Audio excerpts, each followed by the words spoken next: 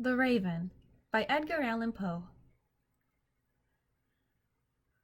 Once upon a midnight dreary, while I pondered weak and weary over many a quaint and curious volume of forgotten lore, while I nodded, nearly napping, suddenly there came a tapping, as of someone gently rapping at my chamber door. "'Tis some visitor," I muttered, tapping at my chamber door. Only this, and nothing more. Distinctly I remember, it was in the bleak December, and each separate dying ember wrought its ghost upon the floor.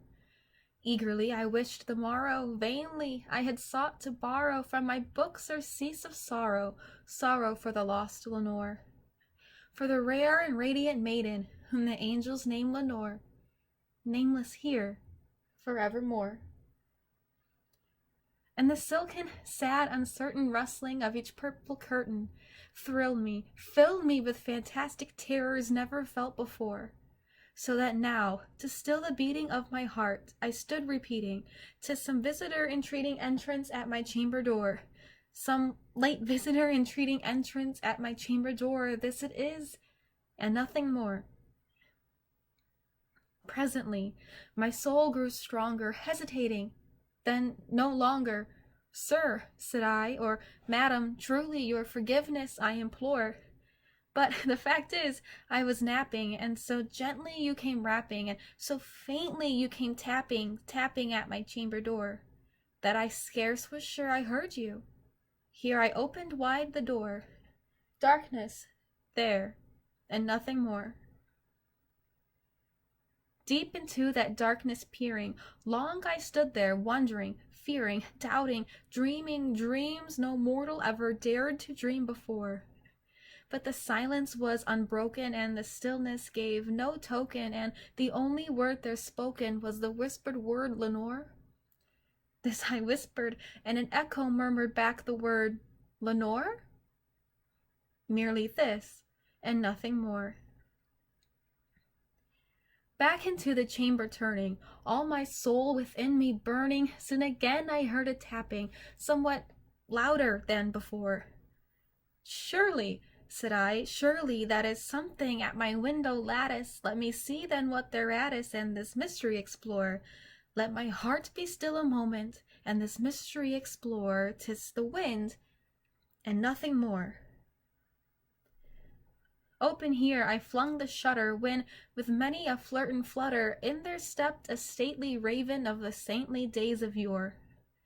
Not the least obeisance made he, not a minute stopped or stayed he, but with mien of lord or lady perched above my chamber door, perched upon a bust of Pallas just above my chamber door, perched and sat, and nothing more. Then this ebony bird beguiling my sad fancy into smiling by the grave and stern decorum of the countenance it wore. "Though thy crest be shorn and shaven, thou," I said, "art sure no quaven, ghastly, grim, and ancient raven, wandering from the nightly shore. Tell me what thy lordly name is on the night's Plutonian shore." Quoth the raven, "Nevermore." Much I marvelled this ungainly fowl to hear discourse so plainly, though its answer little meaning, little relevancy bore. For we cannot help agreeing that no living human being ever yet was blessed with seeing bird above his chamber door, bird or beast upon the sculptured bust above his chamber door, with such a name as Nevermore.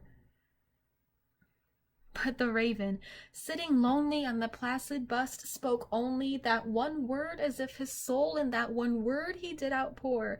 Nothing farther than he uttered, not a feather than he fluttered, till I scarcely more than muttered, "Other friends have flown before. On the morrow he will leave me, as my hopes have flown before." Then the bird said, "Nevermore." Startled at the stillness broken by a reply so aptly spoken, "Doubtless," said I, "what it utters is its only stock and store, caught from some unhappy master, whom unmerciful disaster followed fast and followed faster, till his songs one burden bore, till the dirges of his hope that melancholy burden bore, of nevermore." But the raven, still beguiling all my fancy into smiling, straight I wheeled a cushioned seat in front of bird and bust and door. Then upon the velvet sinking, I betook myself to linking fancy unto fancy, thinking what this ominous bird of yore, what this grim, ungainly, ghastly, gaunt, and ominous bird of yore meant in croaking nevermore.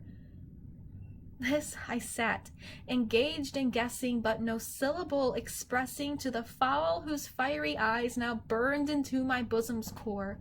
This and more I sat divining, with my head at ease reclining on the cushion's velvet lining that the lamplight gloated o'er, but whose velvet violet lining with the lamplight gloating o'er, she shall press, ah, nevermore.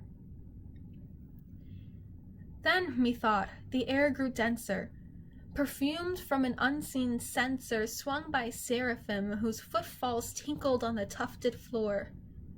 Wretch, I cried, thy God hath lent thee, by these angels he hath sent thee, respite and nepenthe from thy memories of Lenore. Quaff, oh quaff this kind nepenthe, and forget this lost Lenore. Quoth the raven, nevermore. Prophet, said I, thing of evil, prophet still, if bird or devil, whether tempter sent or whether tempest tossed thee here ashore.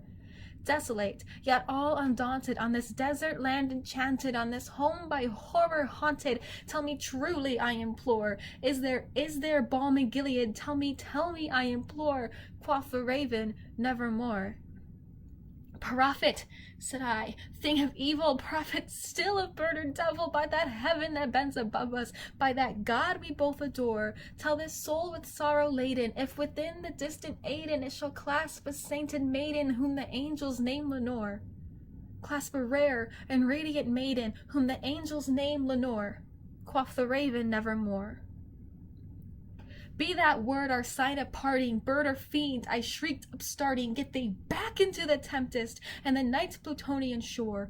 Leave no black plume as a token of that lie thy soul hath spoken. Leave my loneliness unbroken, quit the bust above my door. Take thy beak from out my heart and take thy form from off my door. Quoth the raven, nevermore. And the raven, never flitting, still is sitting, on the pallid bust of Pallas, just above my chamber door. And his eyes have all the seeming of a demon's that is dreaming, and the lamplight o'er him streaming throws his shadow on the floor. And my soul from out that shadow that lies floating on the floor shall be lifted nevermore.